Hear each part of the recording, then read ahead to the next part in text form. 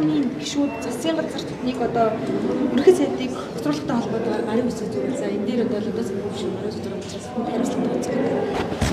Тань хэлэх вэ? Танд хариуцлагаас яригдж байгаа юу? Харин тэ энийг нөгөө юун дээрээс хэвлэл урал хийхэд нь намын мэдээллийн цаг дээр хийхэд нь хараад гарсан сонссон. Жохон гайх маягтай тэгээд өнөөдөр нэг уулзчихгүй гэл явж байна. Нэгдүгээрт энэ дээр бол ямар нэг байдлаар засгийн газрыг өгцруулах намын даргын бичгэн дээр гар үсэг зурах манай бүлгийн одтой шийдвэр бол гараагүй. Ялангуяа бүр хатуу 3 одтой дагах буюу хатуу дагах бүлгийн шийдвэр гараагүй. Бүлгийн шийдвэр гараагүй зүйл дээр бол гишүүд өөр өөрсдийн байр суурьтай байна. Миний байр суурь бол арчилсан нам өнөөдөр монголчуудыг хүсэж байгаачлан төр барьдаг хэмжээний, төрийг түшдэг хэмжээний бодлогын нам байх ёстой. Зүгээр ингээд нэг юм л бол зүгээр огцор гэдгээс өөр улс төргүй ийм нам байж болохгүй л гэдэг хатуу байр суурьтай байгаа. Энэ бол одоо ажиллаж байгаа засгийн газрыг сайн мундаг гэж байгаа юм шиг. Гэхдээ муу болохгүй байх үүрэг нь өнөөдөр төр барьж байгаа. Сөрөг хүчин ч гэсэн 142 суудалтай төр төшиж байгаа бүхэл бүтэн төр барьдаг намын хувьд, бодлогын институцийн хувьд энэ бол бодох, муутахгүй байх юм үүрэг биднэрт байна. Одоо зөв энгийнээр яриа л да. Хэдүүлээ. За учрал муу юм байна. Тэг хин сайн болох юм. Энэ 68-ыг хин сайн, хэнийг болгоё гэдэг. Жавхлаа юм уу? 5 жилийнх нь алдаа маадаг оюун эрдэнэ жавхлаа хоёрын 5 жилийн инфляцийг монголчууд үрээд амьдралаа бараад амиа алдаа явж штэ. Тэгээ жавхлаа юм. Амар сайхан юм. Хий юм. Бич дараа нь хий юм бэ?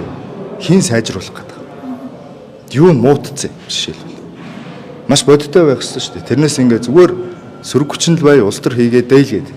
Гэтэл энэ Монголын төр тангараг өргөцсөн энэ 126 гишүүн чинь өнөөдөр төр тангараг өргөсөн олон нийтэд тангараг өргөсөн улс төр хийн гэж тангараг өргөөгүй шүү дээ. Би биетэйгээ байлдаална гэж тангараг өргөөгүй. Тэгэхээр энэ яаж ч одоо эсрэг нам байлаа гэд маш эмзэг хатуу ландлокт одоо энэ хатуу том хоёр их гүрний дунд оршдог. Гадаад харилцаа шууд нээлттэй биш. Гадаад худалдаа олон тулгуурт биш. Ийм нөхцөл байдалд улсуудад бол яаж ч улс төрчсөн давхгүй шуумаа гэж байх хэрэгтэй.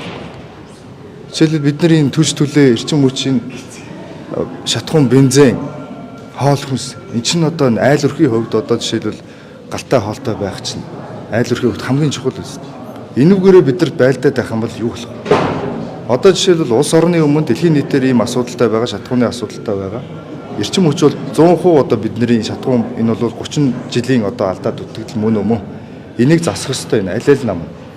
Одоо энэ байгаа энэ нөхцөл төр бие биенийгээ дэгийдэх биш. Энэ чинь улс шүү дээ бид нэр. Улс төрчиж болохгүй сэдв гэж байдаг гэдэг. Энийг хэлээд. Ухаалаг сөрөг хүчин байя гэж энийг хэлээд. Тийм учраас энэ хэсэг дээр бол бид нар даваа туулах ёстой болохоос биш. Давж чадахгүй нэгээ дэгэж унгаатай хийн чадах юм. Тэ? Одоо энэ намар парламентыг тарааж хайчаа намар сонгуул хийгээд арчилсан нам олох болоо тэгээ арчилсан нам шатхуунтай болгож чадах юм. Ямар ч хижээд сонгуул болсон бай арчилсан нам эргээд ардын нам сөрөг хүчин болчоод шүүмжлэл тавингууд бензин шатхуун дээр, тог эрчим хүчин дээр, хүн сүдэ аж ахуй дээр, тусгаар тогтнолтой холбоотой асуудал дээр улс төр хийхэд нь за бид нар яг энэ эх орны номер 1 үнэт зүйл болсон сэдвүүдээр улс төрждөг байгаагүй шүү гэж хэлээ зогсож байгаа бардан байх хэрэгтэй шүү. Энэ зарчим зураас татчаад энэ зарчим зураасыг арчилсан нам татсан юмаа гэ бардан байж байгаа шүү. Бодлогын нам гэж юм байна шүү. Тэгэхгүй зүгээр ингээд юм л бол ерөөсөө огцруулъя. Хизээл бол хизээ хүүхэд нэхэнгүүд гаргаад өгдөг зарим шиг бичиг барьж суучаад тэгээд хизээл бол хизээ гаргаад ирдэг гэж болохгүй шүү. Одоо тэр бичгэн дээр гар үсэг зурсан манай бүлгийн гишүүд надтай холбогдож байгаа. Холбогдож байгаа. Үгүй. Энэ одоо хизээний одоо цаг үе өөрчлөгдсөн, нөхцөл байдал өөрчлөгдөж байна. Улс орны одоо даван туулах хэвээр, даван тисэх хэвээр зөвцүүд ирж байна. Цаг үе ирж байна.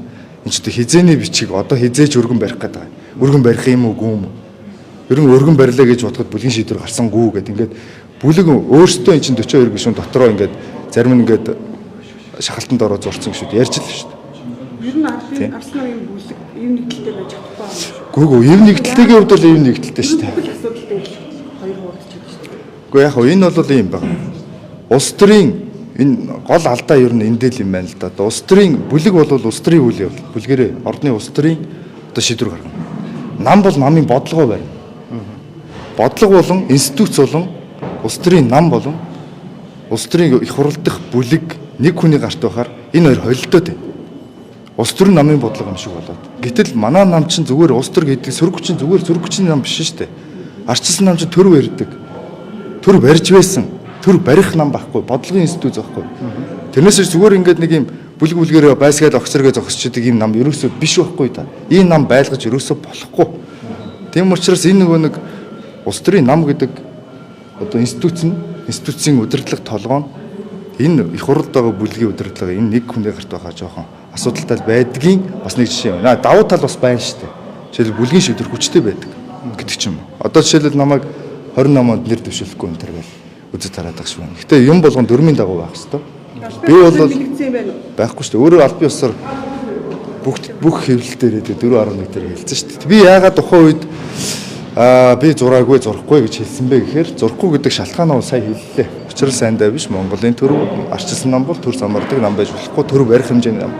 Нөгөө талаар зураагүй гэдгийг хэлэхгүй бол болохгүй нөхцөл байдал руу орсон. Үндсэндээ би чимээгүй л байсан. Би зурсан зураагүй гэж яриаг байсан. Тэрний 7 хоногийн өмнө манай намын 4.1 гэ мэдээллийн цаг. Энэ чинь намын аль биесны мэдээллийн цаг шүү дээ. Энэ дээр манай жаргалан бүлгийн дэд дарга мэдээлэл хийсэн. Гэхдээ мэдээлэл хийхдээ өгөн тгсэн. Би одоо ингээд арчилсан намын бүлгийн бүх гишүүдийг зурцсан байгаа гэдэг мэдээлэлтэй байгаа гэж хэлсэн. Тэгсэн чинь нөгөө хэвлэл мэдээлэлээр явахдаа бүгд зурсан гэд жаргалан гишүүнд нотлоод хэлсэн юм шигээр мэдээлэгдсэн. Нэгэд ийм мэдээ таарсан учраас би тайлбар хэлэхгүй болохгүй. Ягаад гэвэл улс төр шүний хувьд ялангуяа аль нэг бүлгийн том бүлгийн гишүүний хувьд тэр ямар нэгэн бичгэн дээр гар үсэг зурх ялангуяа засгийн газрыг огцруулалттай холбоотой бичгэн дээр гар үсэг зурна гэдэг бол онцгой шийдвэр. Энэ шийдвэр гараагүй байхад гарсан мэдээлэгдвэл би байр суурь хэлнэ. Би ямар нэгэн байдлаар олон үг хэлээгүй 2 хон 3 хон үг л хэлсэн. Би зураагүй зурхгүй. Зурхгүй гэж байгаагийн шалтгаан бол энэ. Тэртээ учралтай хариуцлагын цаг ирнэ. Одоо төсвөө батлуулна. Төсвийн бодлогоос эхлээл учрал шилбэл харагдана. Төсвийн бодлого та сая ярьлаа шүү дээ. Одоо энэ оны төсвийн тодтголыг өргөн барьсан байна. За одоо төрийн албан агчдын цалинг нэмж гэдэг юм уу, тэтгэврийг нэмж гэдэг юм уу. Тийм зүйл ярьж байна. Энэ ер нь хэр зөв зөвтэй бодлого вэ? Төсвийн тодтгол ер нь яг байгаа он чадж байна. Одоо энэ төсөв байнга тодтогддог. Өөрчлөлөө шүү дээ. Тэгэхээр тодтгол яг мөн үү? Байнга тодтогддог. Энэ бол зүгээр л өршөөлийн нэг төсвийн бодлооныг өршөөлийн хөлшгөл юм болж байгаа шүү дээ. Батлагдана болно. Угаасаа ойлгомжтой. Хэнийг өршөөж байгаа? Зандан шатрын алдаг. Ярьсаар юм байгаа л, хэлсээр юм байгаа л тэгэл бүх одоо бүлгийн гишүүдийг янз янзын бусад намуудынхан бүлгийн гишүүдийг бүүвэлж байгаа л тийм ээ янз янзын нөх хөрөнгө оруулалтын төсвүүдийг багтаана гэж бүүвэлж байгаа л массажлж байгаа л тухайд би эсрэг үзэл явж ярьж л байсан хэдэн тэр бумын санал болголт явж ийн гэж би хэлж л байсан тийм ээ одоо тойргийн гишүүдэд мөнгө өгөөд ингээд явж ийн гэж энэний үндсэн дээр л бий болсон алдагдал буруу тооцоол тэгээ энийг нь одоо өршөөдөг юм л тодтол орж ирж байгаа. Хамгийн гол нь одоо 27 оны төсөв орж ирэхэд 27 оны төсөв орж ирэхэд учрал ерөнхий сайд ганц л зүйлийг хийх хэрэгтэй. Ер нь бол одоо Монгол улсын төсөв нэгдсэн бодлоготой болох хэрэгтэй. Улсын нэгдсэн төсөв нэгдсэн бодлоготой болмоор ш.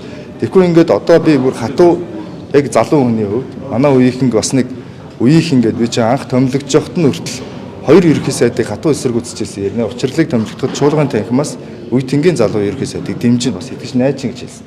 Тийм учраас залуу хүн шиг шийдвэр гаргах хэрэгтэй. Одоо энэ 27 оны төсвийг оруулж ирэхдээ нэгдсэн төсөв байна гэдгийг зарлах хэрэгтэй.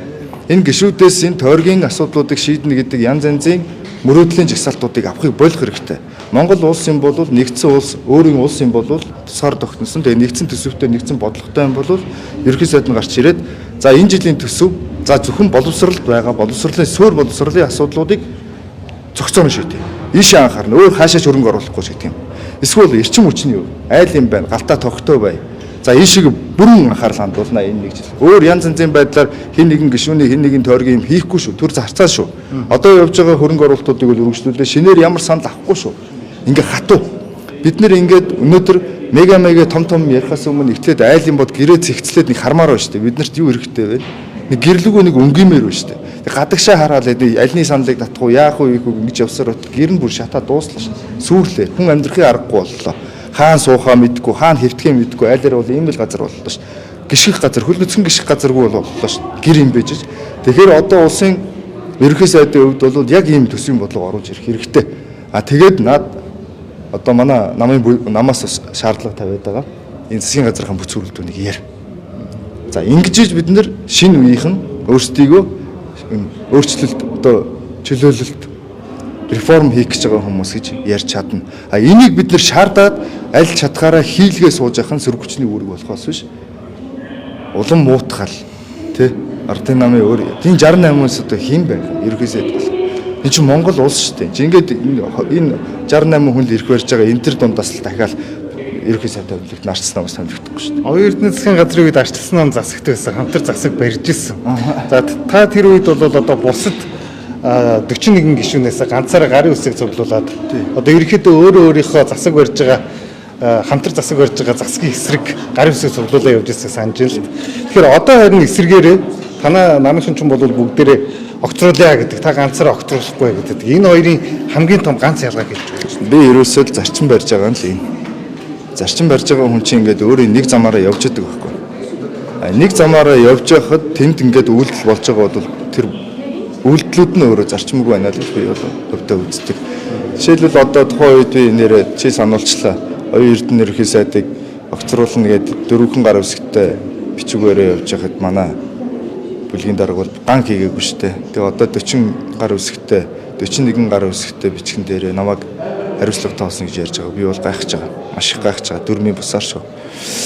Тэгээ дээр нь бас нэг зүйл байгаа. Манай өмнөх арчсан намын дараа ган төмөр өөрийг нь огцруулна гэд өөрийнх нь хамтарсан засагт явж байхад бичиг гаргаа явж исэн надтай хариуцлага ерөөсөө ярина гэж дуурч байгаагүй шүү дээ. Ийм л байдаг.